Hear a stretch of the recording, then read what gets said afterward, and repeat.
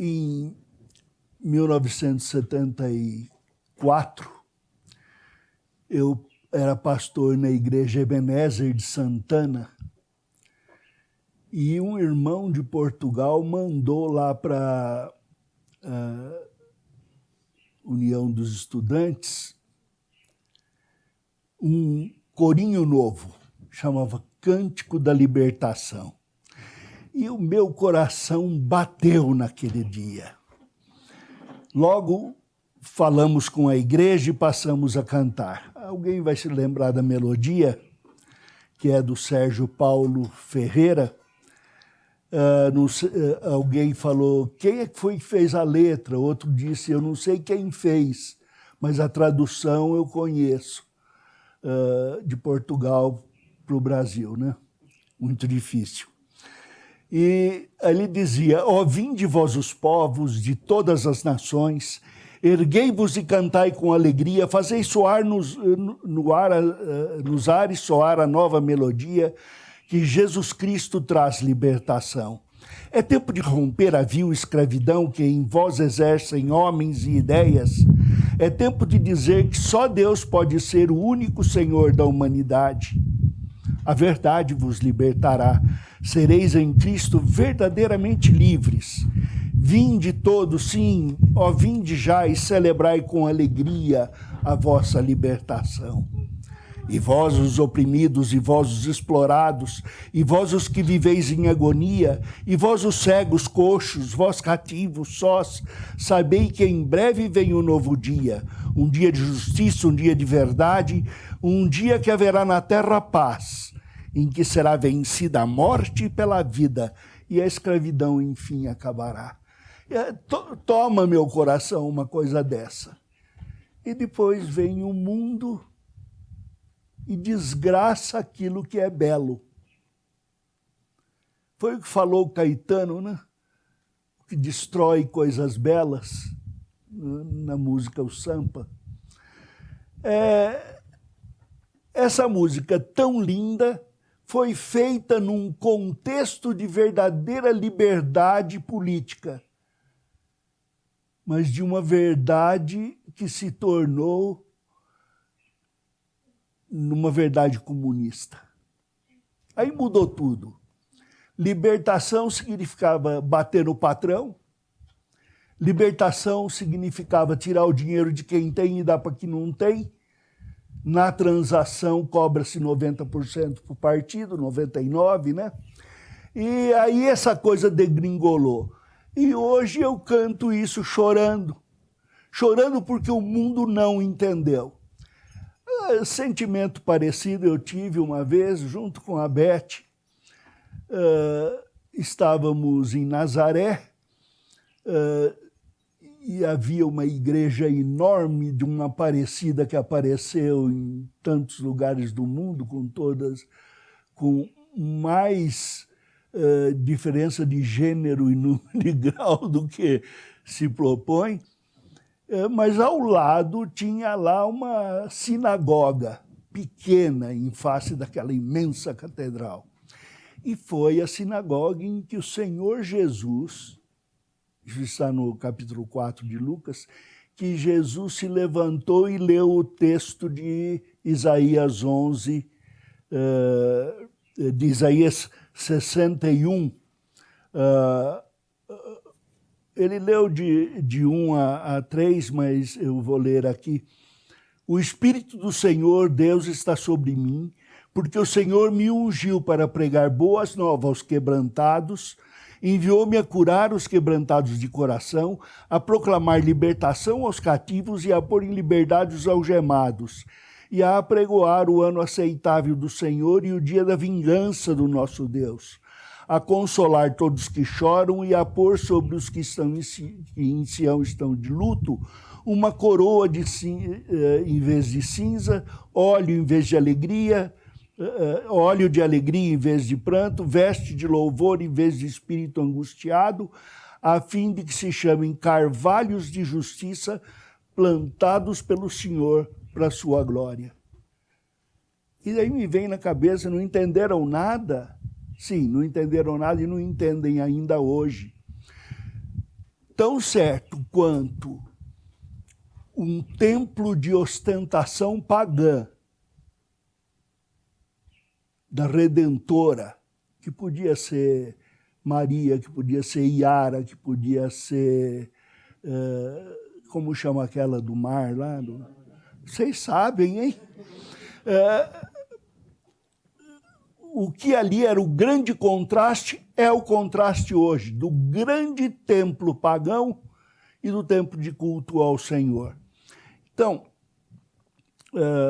eu vou orar para que Deus permita-nos fazer a hermenêutica da palavra de Deus, entendendo a hermenêutica que a pessoa faz da mente e do coração humano, e retirando aquilo que certamente tem em todo homem do caráter decaído, que é contra Deus. Pai amado, abençoa-nos de uma tal forma que ouçamos a Tua palavra. Abençoa o pregador na sua fraqueza, nas suas muitas fraquezas, e que ele não fale de si, nem de sonhos, nem de aspirações que são particulares, mas fale a Tua palavra do coração do Teu povo, do Teu Espírito que habita também no nosso coração. Dá-nos esse entendimento espiritual, no nome do Senhor. Amém. O texto que eu vou falar é o de João, capítulo de número 14, os versículos de 1 a 6. João 14, 1 a 6. Não deve sair da sua cabeça. Decore o texto, ele é importante para a vida que é de dentro e para a vida exterior. João 14, 1 a 6. Não se turbe o vosso coração. Credes em Deus, crede também em mim. Na casa de meu pai há muitas moradas. Se assim não fora, eu vou-lhe teria dito, pois vou preparar-vos lugar. E quando eu for e vos preparar lugar, voltarei e vos receberei para mim mesmo, para que onde eu estou estejais vós também. E vós sabeis o caminho para onde vou. Disse-lhe Tomé, Senhor, não sabemos para onde vais, como saber o caminho? Respondeu-lhe Jesus, eu sou o caminho e a verdade e a vida. Ninguém vem ao Pai senão por mim. Abençoe-nos o Senhor. De uma forma especial, nosso coração está cheio de memórias de pessoas e palavras que nos deram e tiraram o pior e o melhor de nós mesmos. Vocês vão entender o que eu estou falando. De pequenos, aprendemos coisas que doem ou que causam alegria e não esquecemos ao longo da vida. Nisso, até que o alemão Freud estava certo, de que é em criança que nós formamos esse material todo para a nossa vida. Mas não é porque ele estava certo, porque descobriu. Por causa da herança judaico-cristã dele. Basta ler o livro de Provérbios para entender que a instrução que recebemos de pequeno, seja a instrução dos pais que nos amam, seja dos amigos que nos convidam para o crime, essas palavras não saem mais do nosso coração. Educa a criança no caminho em que ela deverá andar, e quando for velha, ela não se desviará dele. E nós aprendemos dores e alegrias que, por serem humanas, muitas vezes não são as que devíamos guardar. Na nossa estultice, a gente guarda tanta coisa boba. Já lhes contei que minhas lembranças são de ter passado vergonha. Não me pergunte quais, que eu não conto, porque eu vou passar vergonha e eu vou viver de novo. Mas essa lembrança, essa série de lembranças poderá até fazer-nos incongruentes. Às vezes eu provocarei vergonha para poder experimentar o resgate que um dia me ocorreu. Então daí eu saio xingando, saio batendo. O coração humano em pecado é incongruente. Mas, de verdade, vezes e vezes nós revivemos os mesmos cenários e tempos, ainda que sejam coisas efêmeras, pequenas, que não seriam importantes, elas nos conduzem.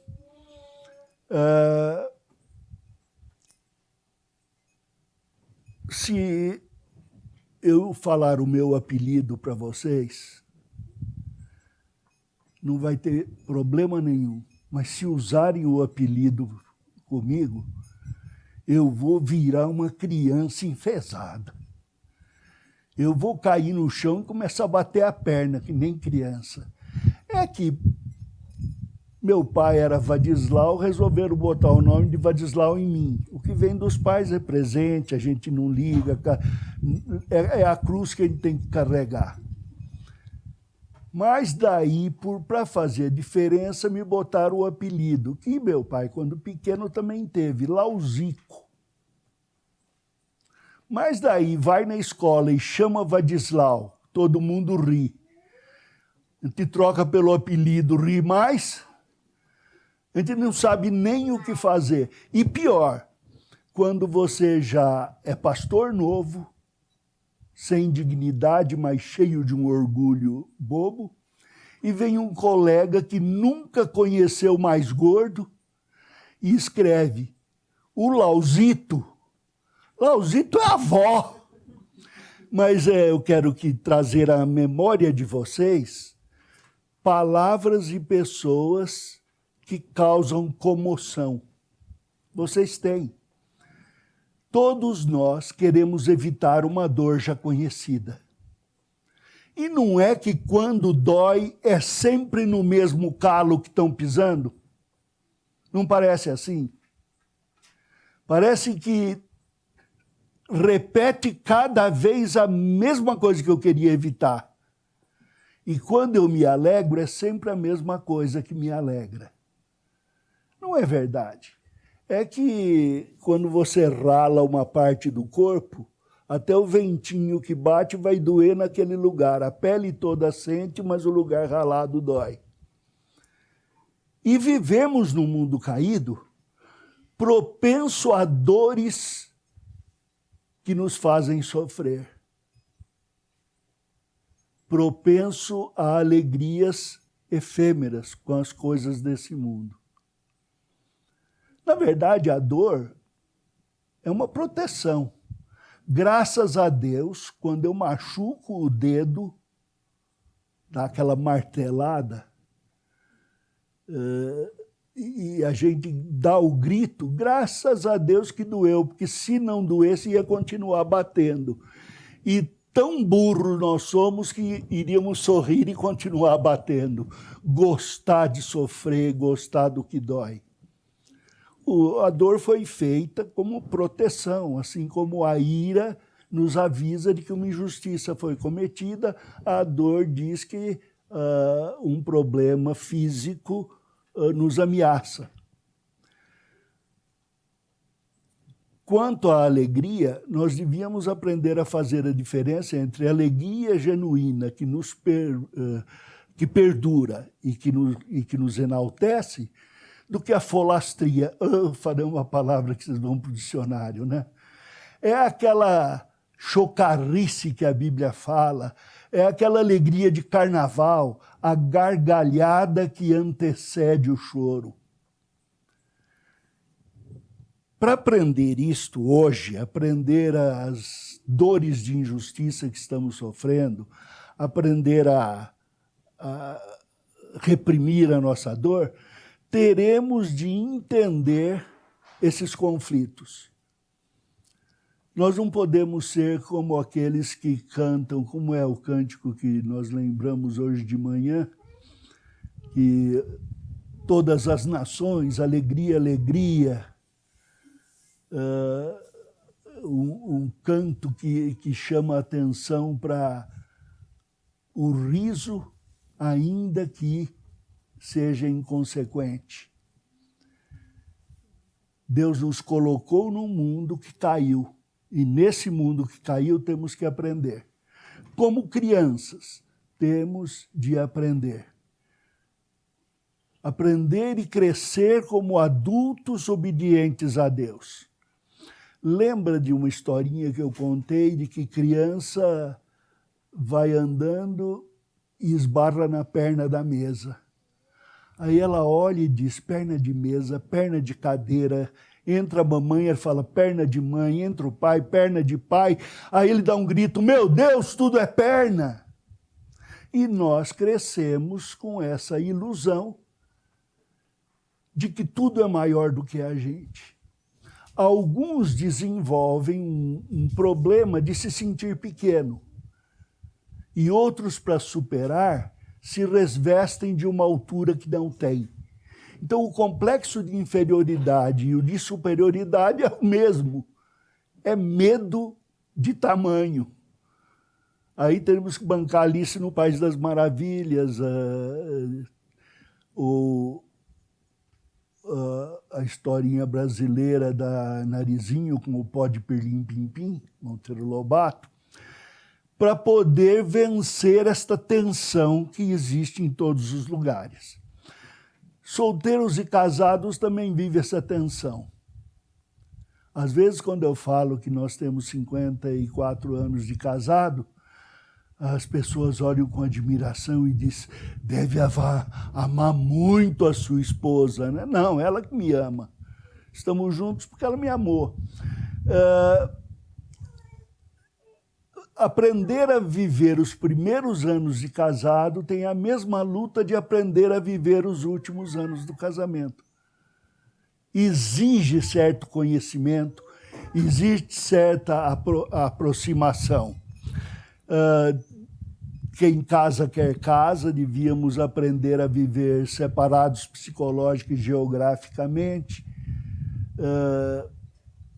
Hoje estaríamos mais felizes se tivéssemos aprendido a crescer e não a viver sofrendo a solidão.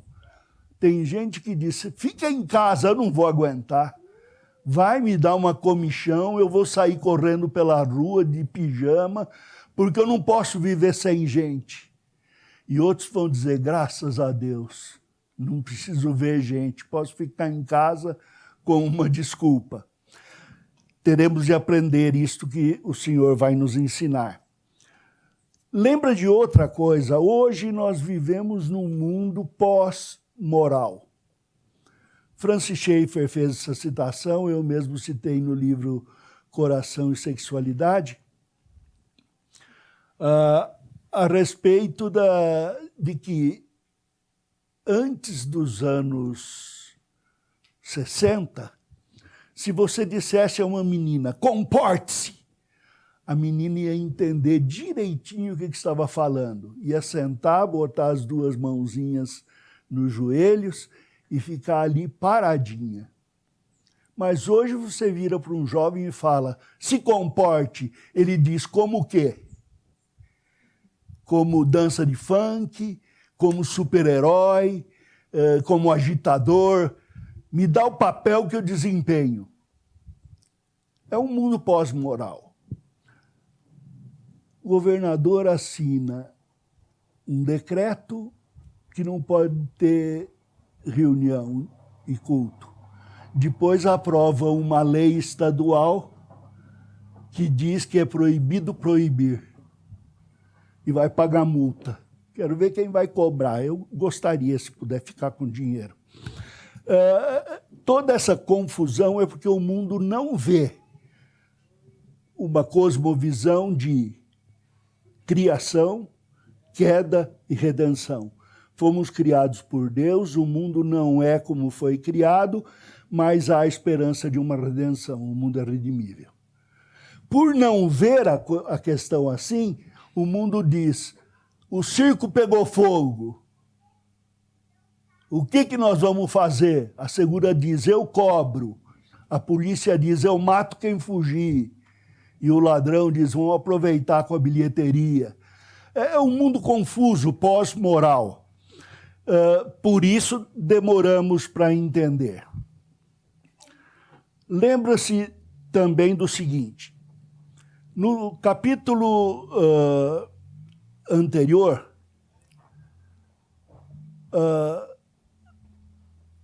de João, alguns nomes e ocorrências, pessoas e palavras se associam com o nosso tempo. Uma delas, Jesus associou seu sofrimento e sua glória. Ele explicou que haveria de sofrer, mas que seria glorificado o Filho do Homem, e traduziria numa esperança de um dia esta glória ser completa. Uma segunda coisa, Judas, na Santa Ceia, na primeira ceia da igreja, tomou o pão e a Bíblia diz, e após o bocado entrou nele o diabo, e ele se afastou. Então temos uma crise de heresia, de abandono da fé, e alguém vai dizer, mas pastor, a igreja é objeto direto? Sim, é, porque o diabo move essa luta contra a igreja. O Senhor disse, vos odiarão porque odiaram a mim. Hão de persegui-los porque me perseguiram. Então o Senhor estabelece bem esta questão. Quem quiser viver santa e justamente será perseguido. Outra coisa é Pedro, naquele afã, ele disse, está tudo perdido, Senhor, o que vamos fazer? O Senhor disse para ele, tem confiança, tem fé. Ele falou, Senhor, eu vou até a morte. Jesus falou, calma, não é por aí. Você não vai aguentar nem que perguntem a você alguma coisa sobre sua crença, você vai dizer, eu não conheço Jesus, nunca vi. Você vai negar, antes do amanhecer, 3 vezes você vai me negar, para aprender que essa disposição sua também é errado.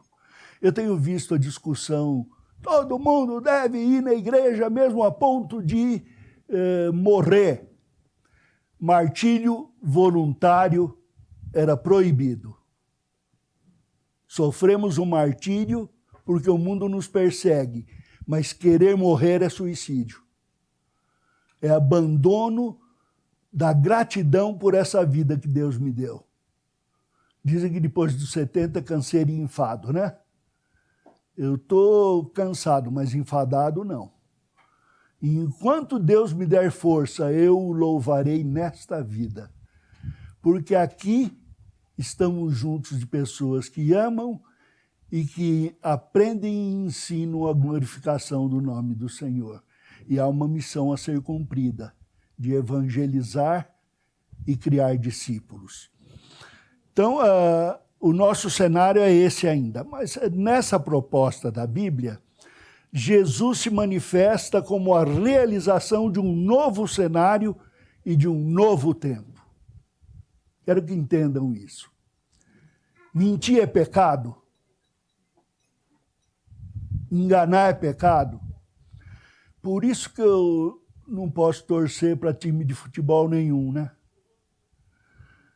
Porque vai driblar, enganou, fingiu que ia para lá e foi para cá. Eu não posso fazer porque dói as costas. Mas também não posso nem ir a teatro, porque no teatro o ator está fingindo que é outra pessoa. Como é que eu mexo com isso? É questão de moldura de cenário. Dentro do cenário do futebol, já se espera o drible. Já se espera que a gente olhe para um lado e chute para outro. Na luta de boxe, não, lá é mais abençoado dar do que receber. Na luta de boxe, há finta. Eu dou uma ameaça de esquerda e soco com a direita. Então, é uma proposta que eu devo ver com moldura. E o Senhor vai nos mostrar a moldura do seu novo cenário. E um novo tempo dentro deste tempo e além deste tempo. Bem, em primeiro lugar, ele fala, não se turbe o vosso coração. Credes em Deus, crede também em mim. Esse verso ficou gravado no meu coração por referência de uma pessoa, meu pai, que ele levantava e dizia, não se turbe votre cœur. Dans la maison de mon père, il y a des maudits. Não era isso, ele era franco atirador.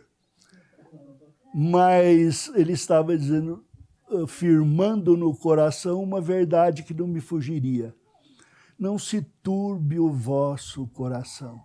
Não se perturbe, não se balance, não exalte, não diminua. Eu tenho um problema que eu tenho desenvolvido há alguns anos, que é até certo pecado. Eu não falo para ninguém, mas a minha irmã me disse, eu não tenho chorado na morte de pessoas há muito tempo. Ela perdeu o marido há 1 ano. E me veio à cabeça que eu já não choro há muito tempo. Eu era considerado manteiga derretida, o chorão de casa, o caçula chorão. Mas me secaram as lágrimas. E eu cheguei a descobrir que eu não choro por defesa, porque se chorar ninguém me segura mais. Essa semana perdemos uma amiga aqui. O marido dela é o treinador dos cachorros, presbítero da IPI, com quem nós temos tido um relacionamento. Dá para chorar. Se começar a chorar, vai chorar até. E outra, eu preciso ser forte porque tem gente do lado. Mas não posso ser insensível. Deus deu o choro para que eu aprendesse, é o luto, é recobrar a minha força. Aqueles que fazem exercício sabem, se eu pular de um muro no chão sem flexionar as minhas pernas, eu vou sentir um abalo que vai fazer mal para o corpo todo. Ai, minhas costas. Mas nós flexionamos e recuperamos, como uma mola que, prensada, reassume. É necessário que eu sinta, eu não posso perder a minha sensibilidade. Eu devo chorar com os que choram. Eu devo me alegrar com os que se alegram. Até estava brincando com a Beth, eu estava comendo um delicioso jiló, que ela plantou, colheu, fez. Ela disse, eu não gosto de jiló. Vai falar isso para a avó, não vem falar na hora que eu estou comendo. Por que essa disposição de tudo que eu gosto, você dizer que não gosta? Você se sente melhor porque não gosta de jiló? Jiló adoça a vida. Então, eu tenho de aprender a chorar com os que choram e alegrar com os que se alegram. É essa sensibilidade a ser desenvolvida. Eu não posso ficar insensível ao que ocorre, mas não posso me desesperar. Então, existe um valor de crença que me dirige aí. O que eu creio vai dirigir meus sentimentos. E eu devo crer naquilo que a palavra de Deus fala, e não naquilo que eu aprendi.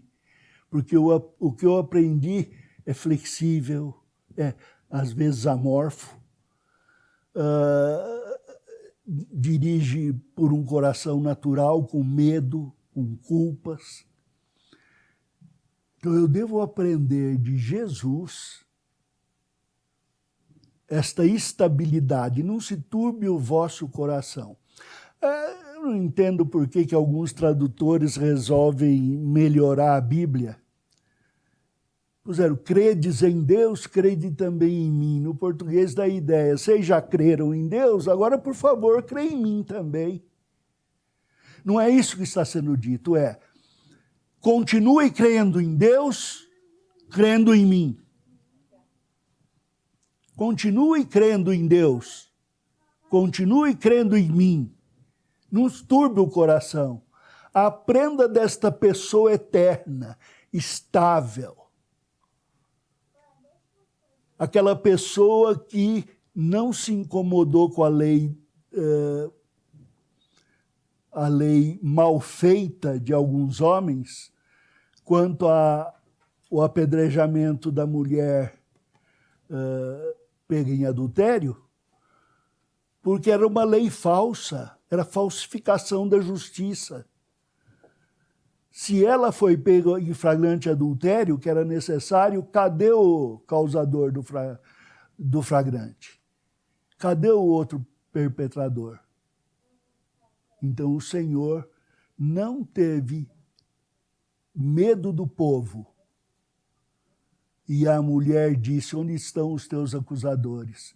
Vai e não peques mais. E eu, no meu coração, às vezes, se todo mundo está falando, tem que disciplinar, tem que matar, eu vou e mato.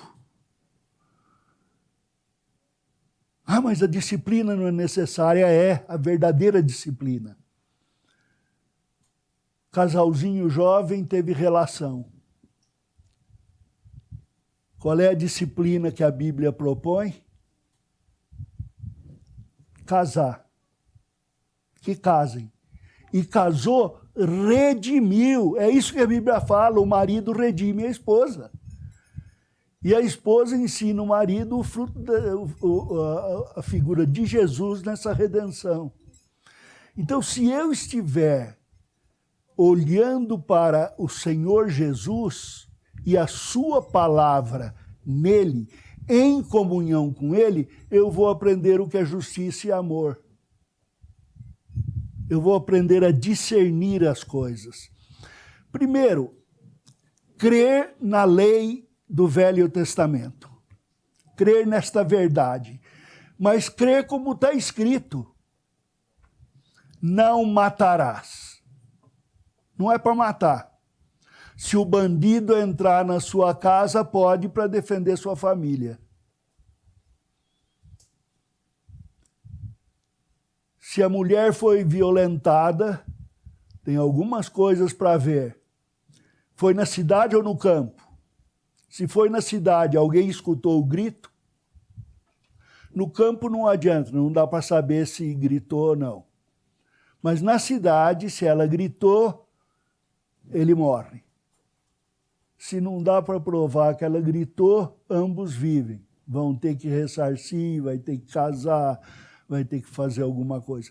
Existe uma explicação na Bíblia de sabedoria para todo padrão de lei.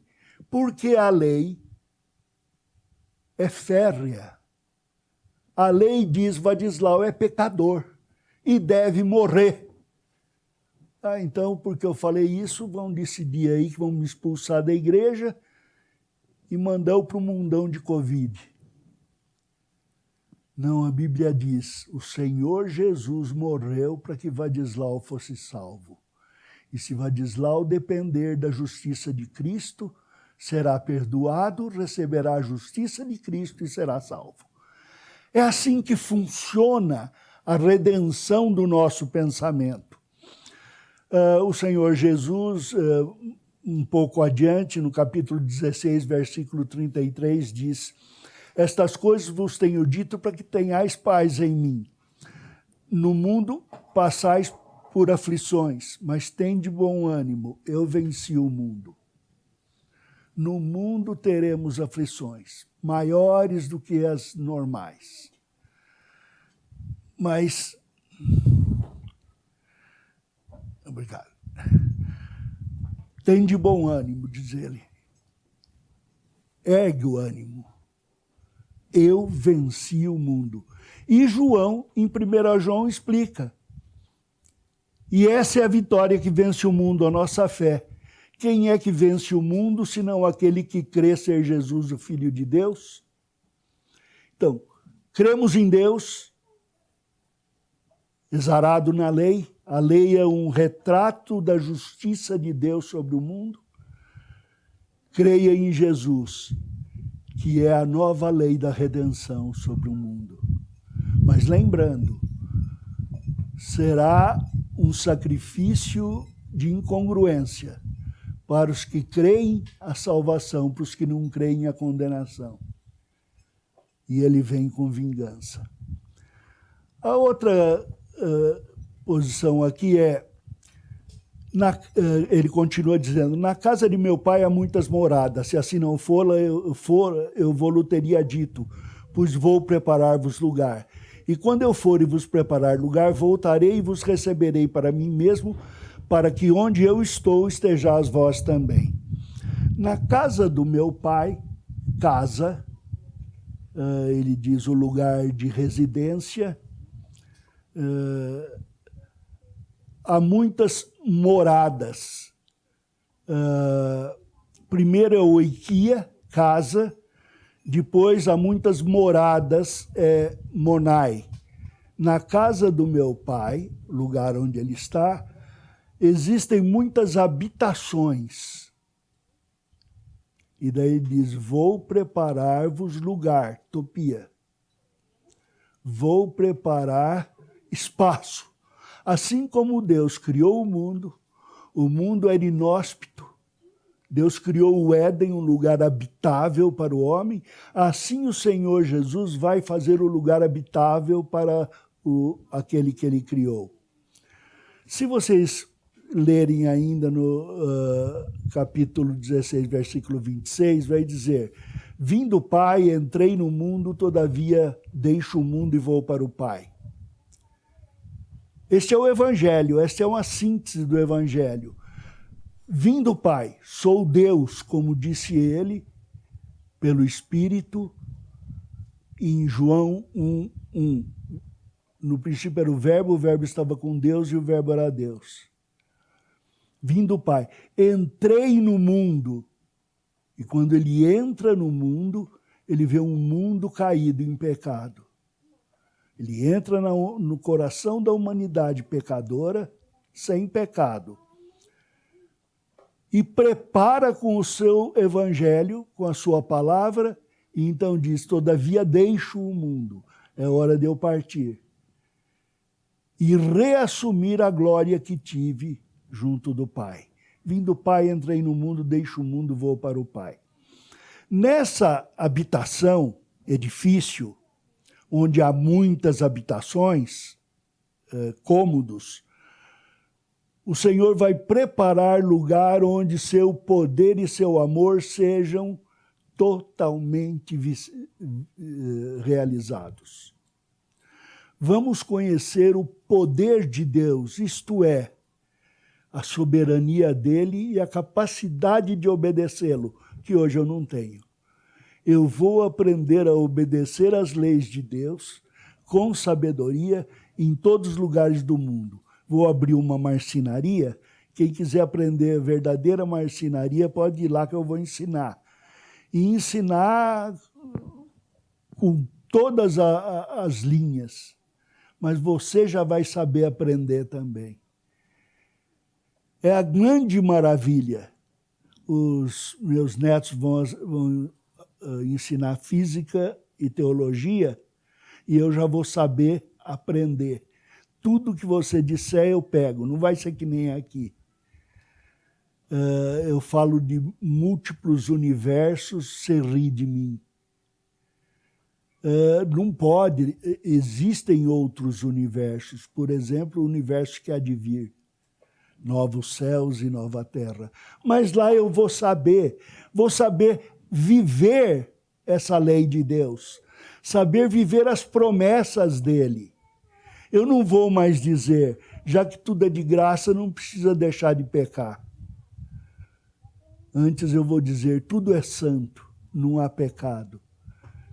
E aprender a viver sem levar em conta a mim mesmo, mas levando em conta as suas necessidades.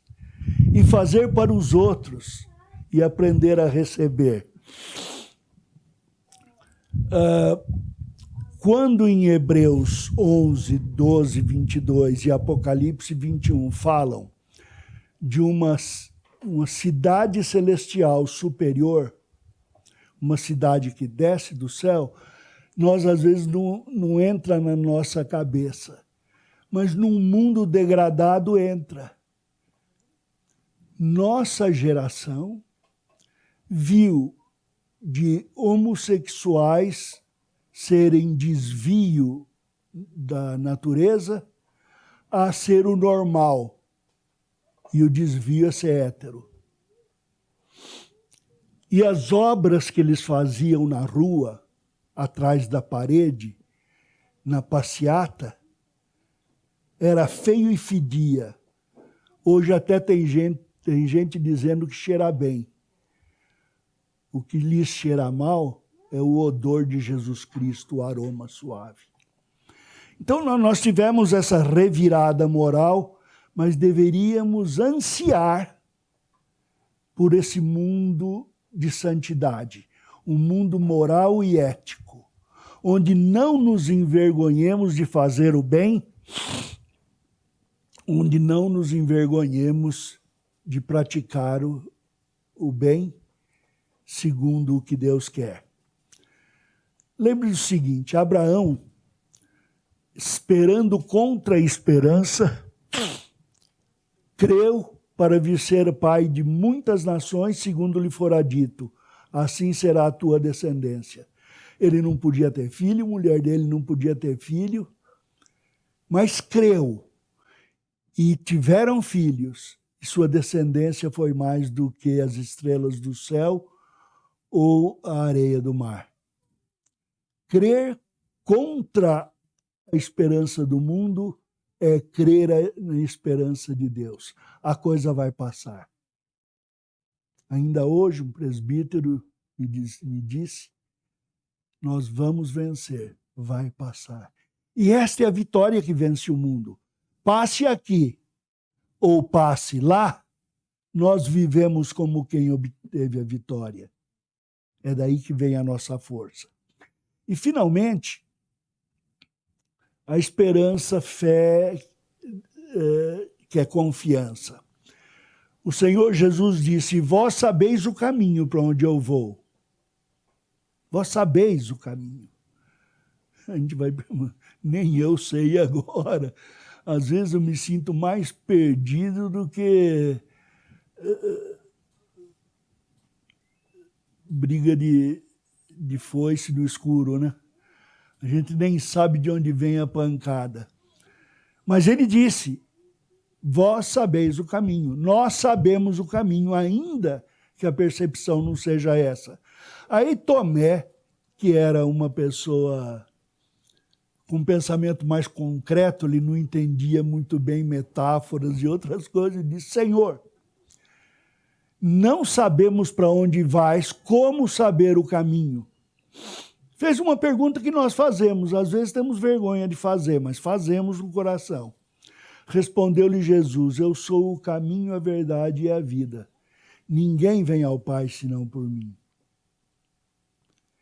Tomé, Dídimo, ele não estava entendendo que Jesus não era um caminho. O mundo propõe vários caminhos, várias propostas. Tem uma proposta que tranca o mundo inteiro e o mundo fica com mais saúde. Tem outra que destranca todo mundo e o mundo passa pelo sofrimento, mas adquire saúde. Promessa que nós vemos hoje. Qual o caminho? Que caminho seguir? O Senhor disse, olhe, pegue a minha palavra, olhe para mim, veja o jeito que eu digo que é, descrição bíblica, e em comunhão comigo aprendam Eu sou o caminho. Não é procurar um caminho, é procurar o Senhor Jesus. Ele é o caminho. E a verdade, não sei se vocês notaram a destruição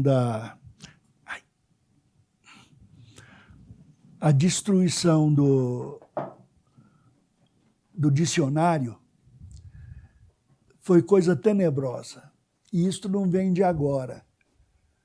Os homens que prezavam a língua eram homens dos anos 1800. 1900 já começou a descrer e mudar as coisas. E quando alguém advertia, olha, não usa gíria, tem um nome aqui. Não, mas aqui a gente faz desse jeito mesmo. Até chegar na situação que hoje nós estamos, onde um decreto fala uma coisa, a lei fala outra, o mundo fala muito normal. O Dória gosta tanto dos crentes que permite o culto. E gosta tanto como Judas da bolsa que demanda cobrar multa. E é esse o desespero em que nós nos vemos ao encarar esta verdade mal vista, esta falsidade. Nós deveríamos continuar a amar a palavra de Deus e a aprender a palavra de Deisse Olha, quando disse a Pedro que o galo ia cantar, não tinha nada a ver com Palmeiras. É Palmeiras, né? Quando falou em parabola, não tinha nada a ver com o Corinthians. Temos de entender a palavra de Deus gramaticalmente, normal, assim como ela é. Entender que é uma tradução e depender de um conhecimento das línguas em que foi escrita e ter um entendimento do tempo em que foi escrito, para assim poder vivenciar. Por isso Deus deixou homens para pregar. Escolham lugares onde homens são fiéis à palavra de Deus, não onde qualquer evangelho é pregado. Obrigado, bem.